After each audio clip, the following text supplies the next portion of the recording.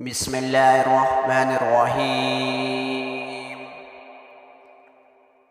لیلۃ القدر کیا ہے؟ لیلۃ القدر 1000 مہینوں سے بہتر ایک رات ہے۔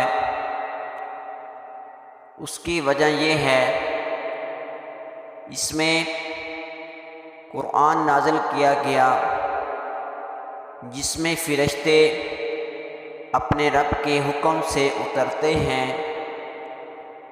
وہ رات جس میں روح الامین حضرت جبرائیل علیہ السلام اترتے ہیں، وہ رات جو برکتوں والی ہے، وہ رات جو سراسر سلامتی ہے۔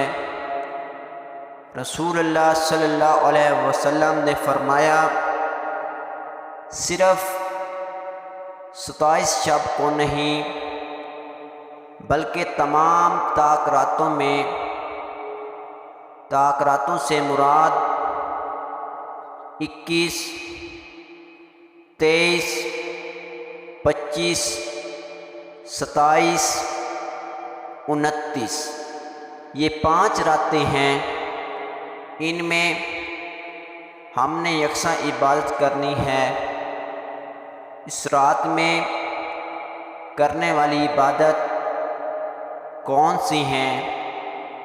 شب قدر کا قیام، قرآن کی تلاوت، اس کو سمجھ کر پڑھنا ہے اور اس پر ہمیشہ عمل کرنا ہے۔